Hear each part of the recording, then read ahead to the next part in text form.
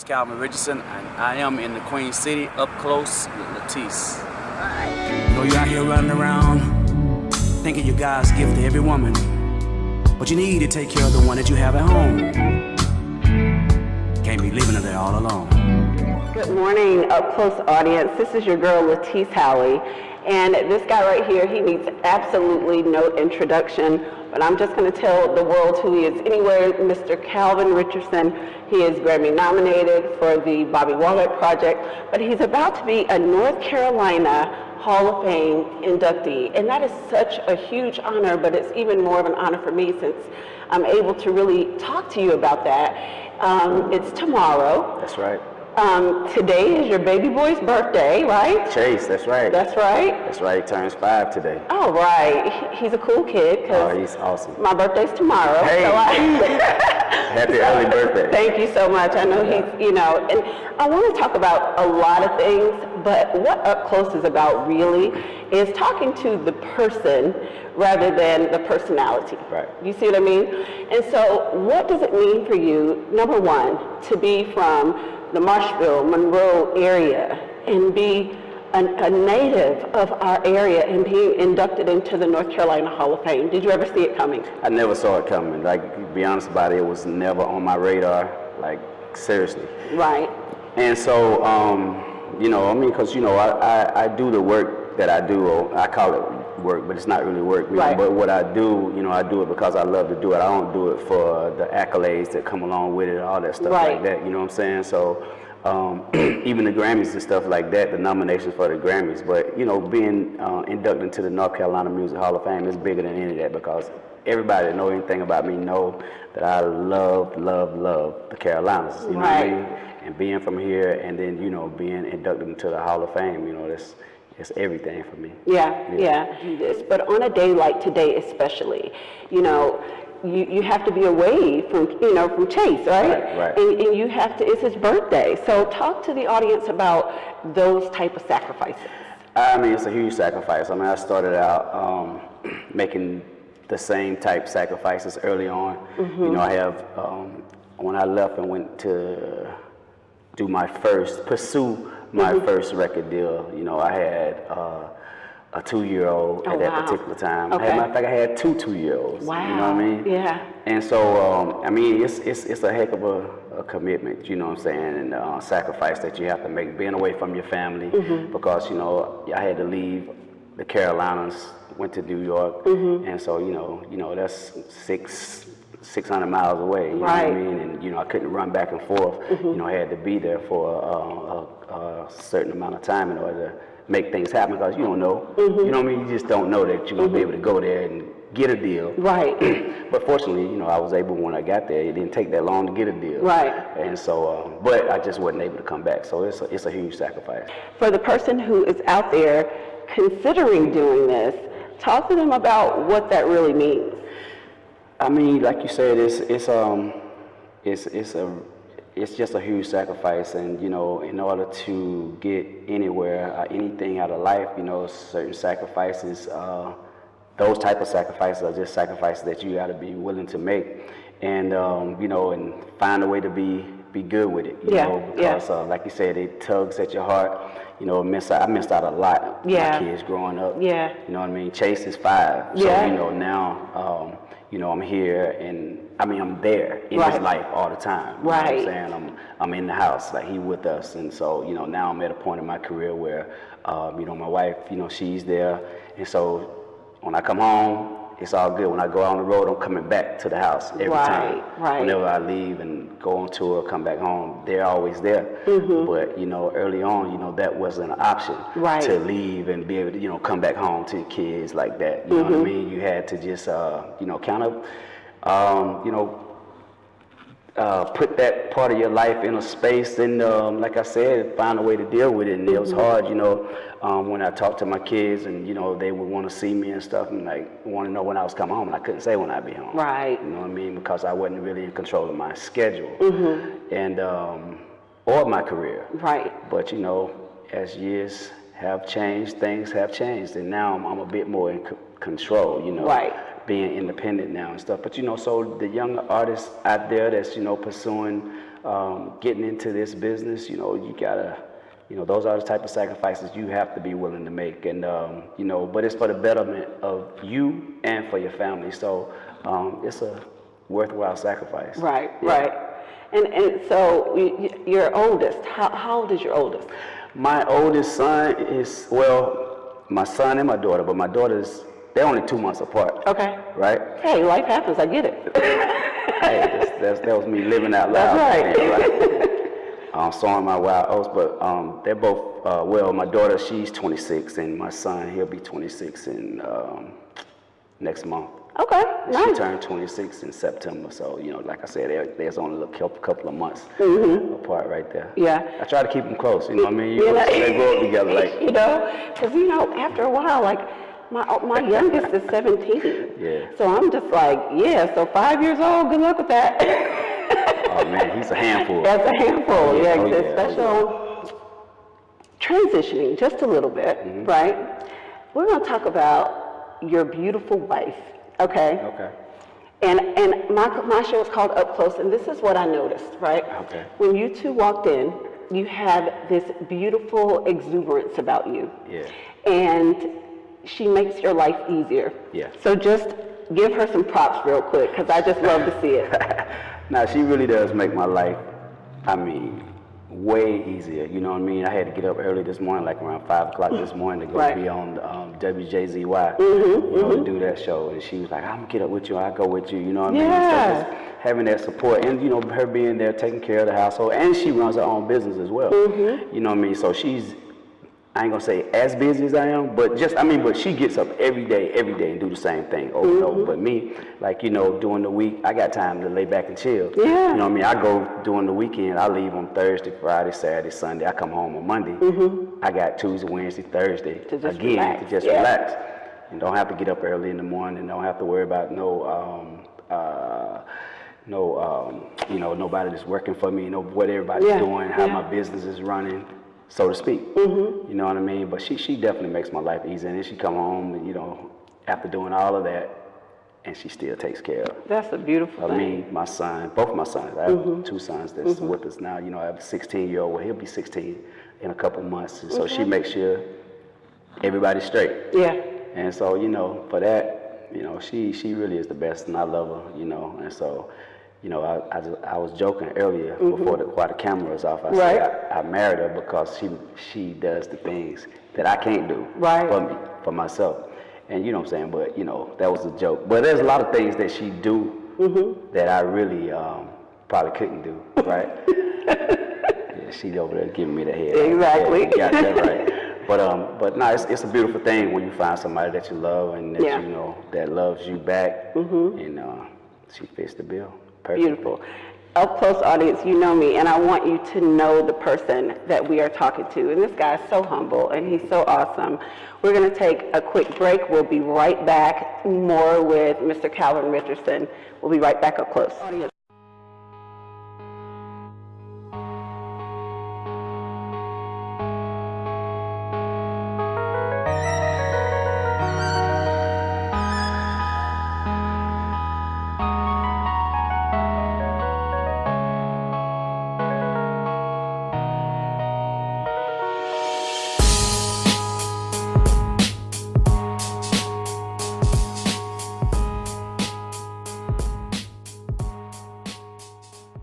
We are back with Mr. Calvin Richardson, and y'all about to take y'all back to his roots, okay? So we are going to talk about Jampacked Records and the talent show that pretty much started this thing for you. What does that mean to you? And I'll tell you, I read a Facebook thread, okay? And I was so taken by your response. To you know, him giving you accolades, but then what you came back and said, because a lot of times, you know, you tag somebody in something, especially somebody of your caliber, and they don't respond. Right. But your response was beautiful. So talk about that a little bit. Yeah, I mean, Jampacked Records, man, it's always been around. It's like the cornerstone of, you know, of the neighborhoods for us, you know, where we would go to get our favorite music. And, you know, Walt and Flo, like they have always been like, he's been like a big brother to me. likewise his wife. And so I used to go to their store, and well, after the talent show, I was in the talent show first. That's how I met him. Mm-hmm. And as far as like getting on a personal level with him and stuff, and participating in the Jampacked Records talent show, which he has one coming up soon, that you were speaking of, that I saw he was posting. And so, and he posted something about, he congratulated me on the Hall of Fame thing. And, you know, like I said, like they've always been important in my life and very instrumental in my career, me getting to this point. Because when I was, after I did the talent show, then I was in this group, Top Priority, with Tiger Brace, Lamar, Donnie, Phaedra, you know, braces and stuff. And so they were a very talented family. I joined their group, and they used to let us rehearse in the back of Jampacked, in the back of the store. You know, back there where in the little stock room back there where you keep all the records and stuff like that. You know what I mean? All the records that they ain't put out on the floor yet. They just let us rehearse back there. And so, and every time after I went and got a record deal, I would come home. I would always come back to Monroe and stop by, you know, just pop in on Walt. Flo she would never hardly be there. So I couldn't just pop in on her and surprise her. And he'd be like, oh man, Flo gonna want to see you. So he would call on the phone, talk to him. But you know, I tell them all the time that they are very instrumental. They always support my albums that come out. And they always put them up front so people can get them. They put up the my posters and everything like that, you know what I mean, in the store, in the window, and just support. Right. You know what I mean? And I just think it's real important that what they're doing for the neighborhood and, you know, future talent that's there, because there's so much talent down there. It really is. You know, I was talking to another friend of mine that's, you know, I walked in and, you know, but me and Norris was over there talking, and we were talking about so much talent that has come out of the area, and you know, about us all getting together at some point and doing something, you know, coming and performing for the area. But it's just so much talent has came up out of there, and we was all intertwined together.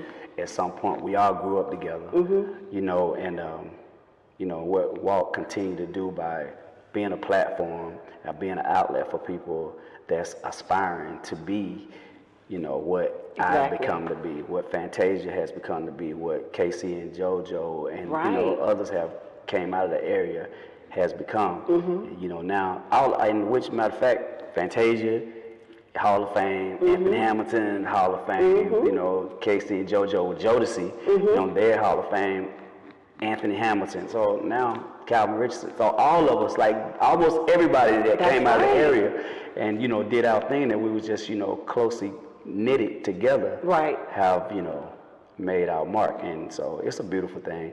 It's a wonderful thing. And I hope that, you know, Walt and Flo, they continue to do that, because, you know, the next Hall of Fame or the next Grammy nominated artists are the ones that bring that Grammy home. You know, a person that write the song that changed the world, they very well come right from our area. That's right. I want to tell you one more time. Listen. Sometimes your anger's hard for me to bear. I just want, baby, take my hands and run my fingers through your hair.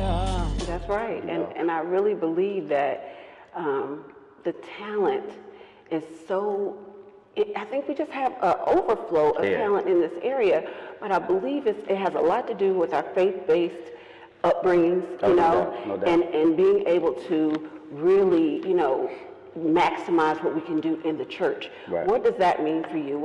How does your faith play a part into who you are right now? Oh, huge. I mean, you know, I started singing in the church. You know, my mother, my grandmother, she was a minister, evangelist, and so, you know, my aunts, they all sang. My uncles, they was musicians, and so, you know, I was in church all the time. Like when I wasn't in school or in the streets hanging out with these guys, like we was having Bible study. You know, 2 or 3 days out of the week. You know what I mean? We'd be going to different, people come to our house. If they wasn't at our house on Wednesday, Tuesday, we was at somebody else's house. And then Friday, like, I'll be honest with you, like I did so much church that, you know what I'm saying, I couldn't wait to be the point like, nah, you know what, I ain't going today. You know what I mean? I ain't going today. But I love to do it because I used to go to church and sing. You know what I mean? So I didn't skip that much. You know what I mean? But I just got so much of it. So you know, church and you know being in the Bible and all that stuff, just it was huge for me. It was huge for me. And especially in this industry, Right. you know, that type of connection has to keep you grounded. Oh yeah, definitely. Yeah. Definitely keeps you grounded, and you know, you take things and understand them for what they really are, not for what people paint them to be. That's right. You know what I mean? Because a lot of people, they come up and they come with they smiling faces and they they hug on the shoulder and pat you on the back, and you know what I mean, try to get in your ear, you know, to try to sway you and you know get you off track or get you off onto something that you know that's really not beneficial for your life. That's right. And you always have to be conscious of that, and you know, just staying focused, and that's one thing that's I've always done, you know what I'm saying? Just stay focused and read my Bible. And just, you know, most of the time, you know, a lot of times I reflect back on the things that I've learned in the past because my schedule is such now that I travel so much that I don't even get a chance to get in the church physically anymore. You know what I mean? As much as those four walls, I think, you know, this is my little thought process, but I think that we are the church. Right. I think those four walls have nothing to do with how we worship. That's right. And I think that once we get out of the mentality of thinking that those four walls is all that matters, That's right. we're supposed to be in the highways and byways anyway. That's right. You know, and That's so right. when we're connecting on that level, we are the church. Absolutely. So, yeah. Absolutely. So, and you know for yourself. You seen me perform. You know, you heard my records. I mean, it's just in me. it's in you. You know what I mean? Yeah. And so my thing, you know what I'm saying, I minister to people's souls. Like I try to, you know what I'm saying, heal those wounds, you know, those broken hearts and stuff like that. You know what I mean? But it's really a ministry what I do. It is. It really and is. everybody has a ministry. That's right. You just have to tap into what it is, right? That's right. That's right. So this is what I want you to do. You're an independent artist now, right? Right. That's a huge inspiration for a lot of people, okay? Because you've done the record label thing, okay, cool, but you're independent. Right. Talk about what that kind of control means and why you're an advocate for it. I mean, it was very liberating for me to have moved into the independence of my music and promoting myself, my business, so to speak, because you know, like you said, I've been there, I've done that, had the big label deals, you know, but you know, here's the number one thing I think that that'll sum it up for me. Like, you think about it like this: if you're working for somebody, right, and you got to get up, you got to punch their clock at the time that they say you should be there, and you work until the time that they say you should stop, right? You might be a hard worker, that's true. So you're gonna work for them in that between this time and that time. You're gonna get the job done. But imagine if you was doing that for yourself. Who you gonna work harder for? You're gonna work harder for you. That's every right. time.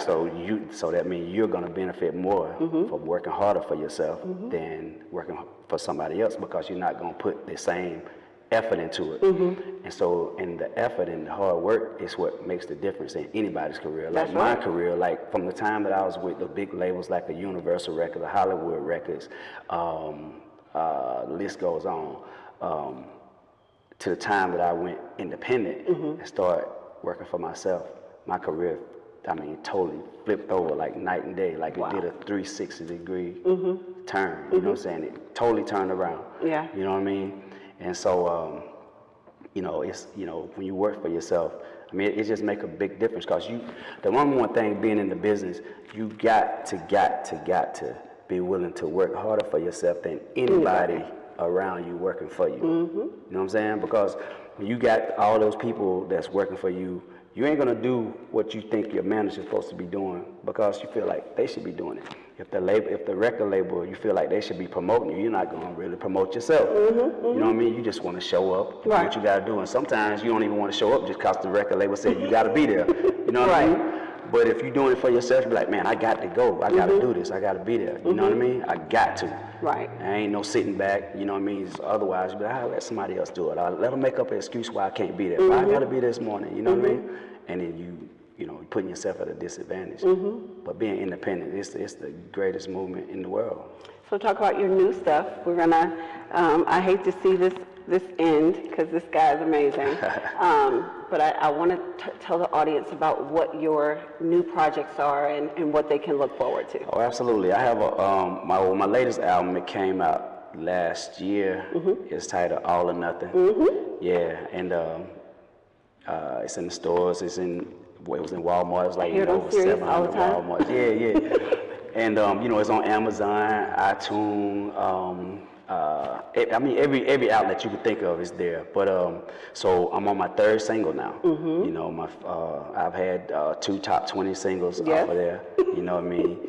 And I'm on my third one now. We just released it in August 28th. Matter of fact, it's titled "The Only One." Right. And so that's the one we're promoting right now. So if you don't know about it or haven't heard it, go check it out.